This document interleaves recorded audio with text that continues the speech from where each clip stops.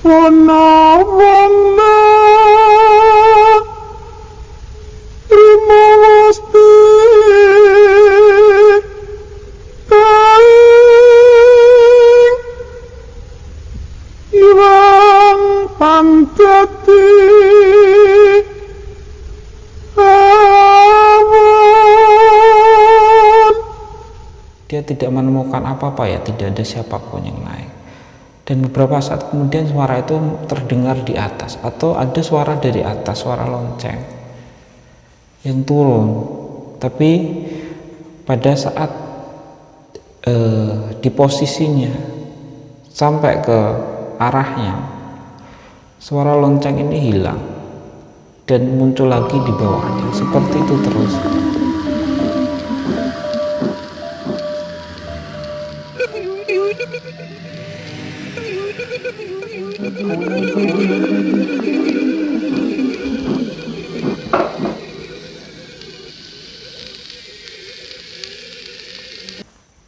Alhamdulillah. Assalamualaikum warahmatullahi wabarakatuh. Sebelum memulai cerita, saya ingin mengucapkan terima kasih kepada teman-teman karena telah mau mengunjungi channel kami yang sederhana ini. Semoga terhibur, semoga mendapatkan manfaat, dan saya ucapkan selamat datang. Saya juga ingin mengucapkan terima kasih kepada teman-teman yang telah mau mensubscribe, memberikan like, berkomentar, atau bahkan men-share cerita-cerita yang saya bagikan. Langsung ke cerita. Cerita yang ingin saya ceritakan, cerita ini diceritakan oleh subscriber ya, dan terjadi di Gunung Lawu. Ketika itu orang ini namanya Rizky mendaki Gunung Lawu. Nah, dia mendaki awalnya mengajak beberapa temannya, tapi ketika itu temannya tidak ada yang bisa hadir, sehingga dia ketika itu memutuskan untuk mendaki sendiri dan mengambil waktu di hari Sabtu ya. Jadi biasanya hari Sabtu ini banyak pendaki, sehingga tidak terlalu takut bila mendaki sendiri karena banyak temannya ya. Ketika itu banyak temannya yang juga mendaki. Nah, Rizky ini kebiasaannya mendaki adalah di malam hari ya. Jadi setelah sholat maghrib atau setelah isya itu dia baru mendaki. Malam itu dia juga mendaki waktunya setelah sholat isya. Jadi setelah sholat isya dia memutuskan untuk berangkat, dan dia pun langsung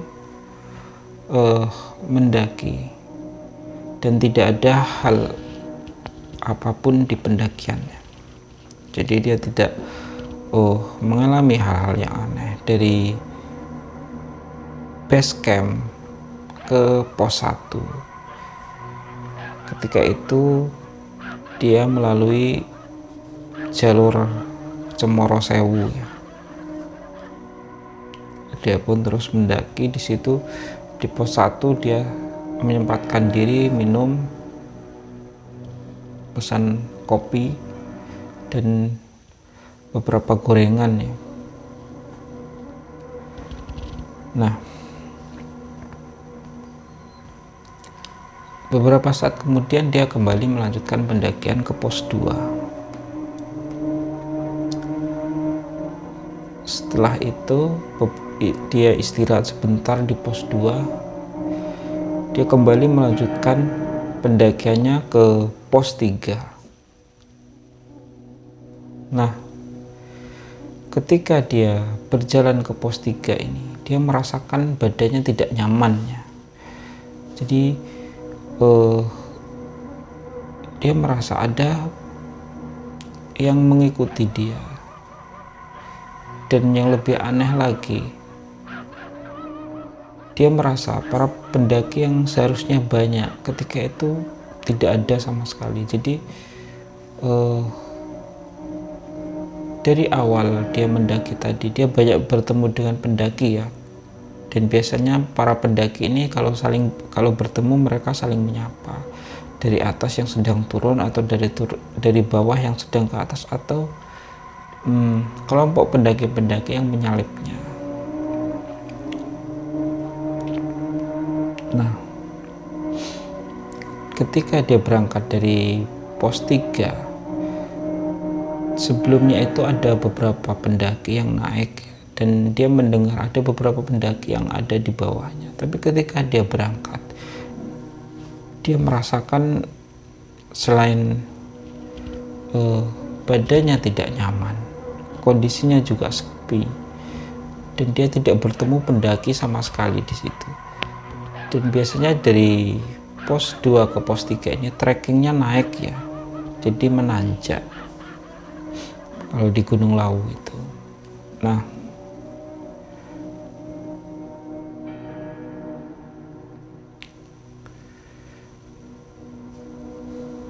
akhirnya dia duduk berusaha menunggu, siapa tahu ada rombongan yang dari bawahnya tadi, yang dia dengar tadi naik ke atas atau dari atasnya turun ke bawah. Tapi dia menunggu beberapa lama, tidak ada suara sama sekali, hanya ada suara lonceng ya, kelinding seperti itu. Tapi biasanya ada beberapa kelompok yang mendaki di Gunung Lawu itu memang sengaja memasang lonceng di tasnya ya. Mungkin untuk memberi kode ke teman-temannya atau apa, dan jangan sampai ada rombongan yang tertinggal. Nah, ketika itu yang didengar oleh Rizky lonceng-lonceng seperti itu ya. Jadi ada suara lonceng, dia tunggu, mungkin ada orang yang sedang naik, tapi tidak ada sama sekali. Dan anehnya, suara lonceng itu akan terputus ketika sampai di arahnya, tapi akan terdengar lagi ketika di atasnya ya. Jadi ada suara lonceng yang dia yakin ketika itu ada orang yang sedang naik. Akan tetapi ketika sampai semakin dekat ke arahnya, dia tidak menemukan apa-apa ya, tidak ada siapapun yang naik. Dan beberapa saat kemudian suara itu terdengar di atas, atau ada suara dari atas, suara lonceng yang turun. Tapi pada saat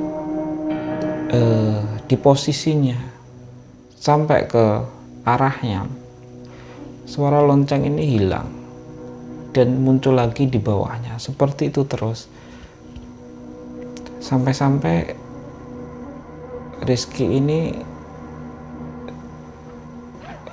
ketika itu mulai berpikiran macam-macam ya. Jangan-jangan suara lonceng ini bukan suara manusia dan lain sebagainya.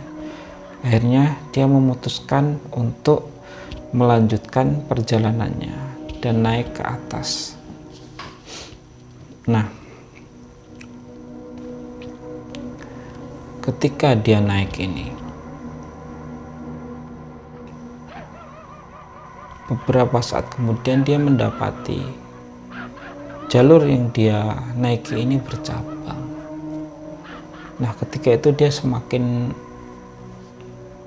merasa aneh, karena trek di Gunung Lawu itu cukup jelas ya. Jadi jarang ada yang bercabang. Seandainya ada yang bercabang itu cuman terobosan ya, jadi terobosan jalan ke atas yang lebih menanjak, sama yang satunya yang biasanya memutar.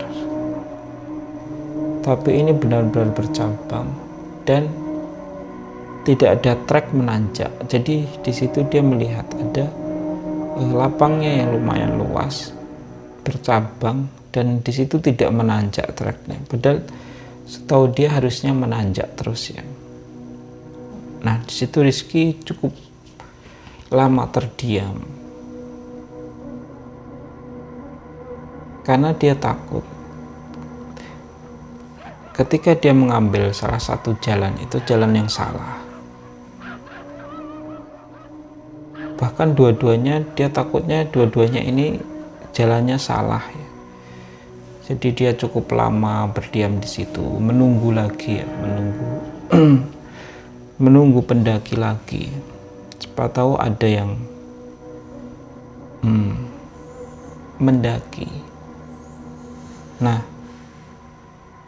setelah sekian lama menunggu tidak ada pendaki yang naik, akhirnya dia mendengar di suatu arah ada suatu suara keramaian ya. Ada beberapa suara orang teriak, ada beberapa suara orang berbicara di situ, cukup ramai. Ketika itu dia yakin bahwa ke arah suara keramaian itu jalan yang benar ya. Jadi dia pun mengambil arah ke arah tersebut.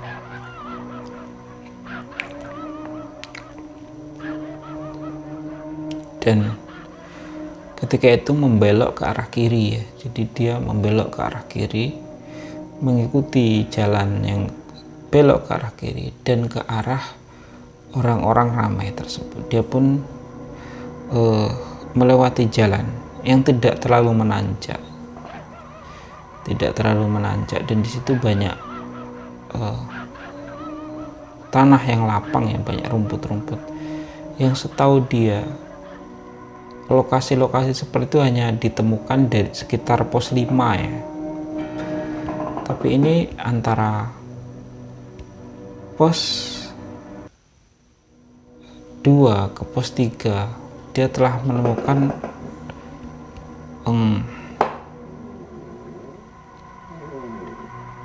lokasi-lokasi seperti itu. Nah, dia pun tetap mengikuti jalan tersebut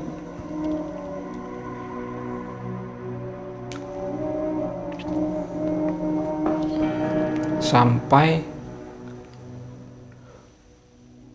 di suatu titik di dekat keramaian tadi. Dia melihat ada perkampungan kecil di situ. Nah, di situ dia tidak berani melanjutkan perjalanan. Dia duduk karena dia sangat yakin di situ harusnya tidak ada perkampungan sama sekali. Tapi di situ dia melihat ada perkampungan, dan suara keramaian tadi ternyata berasal dari perkampungan tersebut. Dan ketika itu dia berpikir, jangan-jangan ini kampung jin ya. Karena biasanya di gunung ada beberapa perkampungan seperti itu, perkampungan jin. Dan dia pun memutuskan untuk berdiam di situ cukup lama, berpikir antara kembali lagi atau berhenti di situ dan membuat tenda sampai menunggu pagi. Dan ketika itu dia cukup lama di situ berpikir, tidak tahu harus berbuat apa ya. Akhirnya dia yang awalnya mau mendirikan tenda mengurungkan niatnya, dan dia kembali ke jalan yang semula dia lewati tadi. Nah, ketika dia kembali, ternyata di situ dia bertemu ada sebuah warung kecil ya. Dan ini juga baru baginya. Jadi biasanya di Gunung Lawu itu ada warung lagi mbok iem ya di atas, atau di ada di pos 1, pos 2, dan di area antara pos 2 sampai pos terakhir itu tidak ada warung. Dan kalaupun ada, itu biasanya penjual-penjual yang mereka berdagang tidak pakai warung ya, jadi hanya berjualan biasa seperti itu sambil mendaki orang-orang kampung. Tapi di situ dia melihat ada warung di situ. Awalnya dia ragu untuk mampir, tapi setelah berpikir masa-masa dia berpikir mungkin karena dia sudah lama juga tidak mendaki di Gunung Lawu. Dia berpikir jangan-jangan memang di situ antara pos 2 dan pos 3 ini sekarang ada warung yang didirikan orang. Karena setahu dia memang sebenarnya banyak pedagang, tapi biasanya siang ya, bukan malam, yang berkeliaran untuk menjual barangnya antara pos tersebut ya. Dan akhirnya dia pun memutuskan mampir ke warung tersebut. Di situ dia membeli minumannya yang habis ya, aqua, dan juga memesan kopi dan makan beberapa gorengan. Nah, setelah menikmati kopi, makan gorengan, dan membawa air mineralnya, dia pun bercerita ke orang ini bahwa dia mengalami kejadian yang aneh. Jadi dia bercerita ke pemilik warung tersebut. Dia menceritakan bahwa dia mengalami kejadian aneh, bertemu dengan perkampungan dan lain sebagainya. Dan ketika diceritai tersebut, pemilik warung ini tiba-tiba yang awalnya lumayan diajak ngobrol ya, jadi kadang tersenyum, ngajak ngobrol, nanya dari mana dan sebagainya, tiba-tiba dia terdiam dan tidak ngomong apa-apa lagi ya. Nah, ketika itu Rizky ini berpikir mungkin ada sesuatu, sehingga dia ketakutan untuk ngomong ya. Jadi dia tidak melanjutkan ceritanya lagi. Ceritanya tersesat tadi ya, ceritanya merasa masuk ke dunia yang lain tadi ya. Dan akhirnya dia membayar apa yang dia beli dan keluar dari warung tersebut dan membuat tenda di dekat warung tersebut. Jadi dia merasa lebih aman membuat tenda di dekat warung tersebut ya. Jarak berapa meter saja, sekitar 5 meter dari depan warung tersebut. Dia membuat tenda di situ. Nah, setelah membuat tenda, dia pun masuk ke dalam tenda dan mengunci, bukan mengunci ya, mengikat resleting tendanya karena dia merasa kurang aman karena sendirian di situ dan kondisinya sangat aneh. Dan dia pun tidur di situ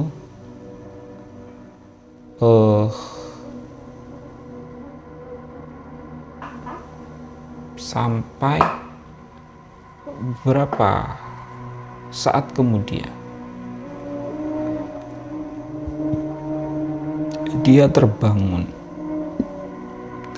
dari tidurnya. Dan saat dia terbangun ini, dia merasa posisinya tidak nyaman sekali. Jadi dia merasa tendanya ini melorot terus ya, melorot. Dan dia tidur tidak nyaman lagi. Jadi seperti tidur di turunan ya, di jalan turunan, bukan jalan yang bisa untuk dipakai tidur ya, bukan jalan yang mendatar. Sehingga dia langsung terbangun, dan ketika dia bergerak sedikit, tendanya ini melorot lagi sampai beberapa meter tendanya ini melorot, dan akhirnya tendanya ini berhenti. Dan ketika tendanya ini berhenti, Rizky ini melepas ikatan tutup tendanya, pintu tendanya, dan keluar dari tendanya. Dan dia sangat terkejut ya. Ketika dia keluar, dia sempat terguling beberapa meter sampai dia memegang tanaman yang bisa dia pegang di situ, sejenis pohon ya di situ. Dan ternyata dia berada di lereng jurang. Jadi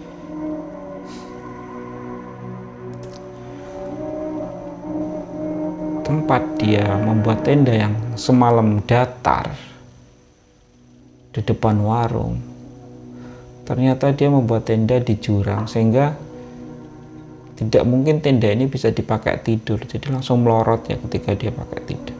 Jadi ketika mungkin dia tertidur dan dia masuk ke alam yang sebenarnya, tenda ini langsung melorot sehingga dia terbangun tadi. Ketika itu sudah sinar matahari setelah subuh itu sudah terang ya, jadi sudah kelihatan jelas posisi dia ya. Jadi dia berada di jurang di mana dia melorot beberapa meter ke bawah, tendanya ada di atasnya, dan dia pun secepatnya naik ke atas. Di situ dia melihat arah-arah perkampungan yang tadi malam dia lihat itu semuanya jurang, dan warung yang tadi malam itu tidak ada sama sekali. Dan ketika dia perhitungkan posisi warung tersebut, ternyata juga di jurang warung tersebut, jadi tidak ada sama sekali. Akhirnya dia naik ke atas membawa tendanya sampai menemukan jalan setapak di atas. Dan ketika dia menemukan jalan setapak ini, dia mencoba mencari jalan ke arah kanan ya, ke arah kanan, karena tadi malam dia merasa belok ke arah kiri ya. Dari jalan setapak tersebut dia berjalan ke arah kanan, dan akhirnya dia menemukan trek pendakian dari pos 2 ke pos 3. Itu cukup jauh dari tempat tersebut, kan treknya itu menanjak, sedangkan tempat ini lereng-lereng jurang ya. Dan yang tadi malam kelihatan datar, nyaman, tidak terlalu menanjak, ternyata malah lereng jurang semuanya yang cukup menanjak. Jadi ya cukup Rizky ini cukup kerepotan naik sampai dia menemukan trek tersebut. Dan dia sangat bersyukur karena bisa menemukan trek tersebut, dan dia memutuskan turun ya, tidak naik ke atas, turun sampai di pos 2. Dia istirahat di situ, bertemu dengan para pendaki dan menceritakan apa yang terjadi. Dan beberapa pendaki ini menceritakan memang kadang kalau kita tidak beruntung atau ada sesuatu tertentu yang kita lakukan, biasanya kita bisa mendapatkan kejadian-kejadian seperti ini. Wallahu a'lam. Kejadian ini diceritakan oleh subscriber dan tidak usah terlalu dipercaya ya, tapi paling tidak bisa memberikan manfaat kepada kita. Artinya kejadian ini tidak saya alami sendiri atau saudara atau teman yang alami, tapi subscriber, dan tentang kebenarannya hanya dia yang tahu. Yang jelas kita bisa mengambil manfaat dari cerita ini untuk selalu berhati-hati, banyak berdoa dan berzikir ketika dalam perjalanan, dan harus berdoa dulu ya. Dengan begitu kita berusaha meminta agar mendapatkan perlindungan dari Allah, sehingga semua hajat perjalanan kita, pendakian kita bisa mendapatkan perlindungan dari Tuhan. Mungkin ini saja cerita yang saya sampaikan malam ini. Wassalamualaikum warahmatullahi wabarakatuh.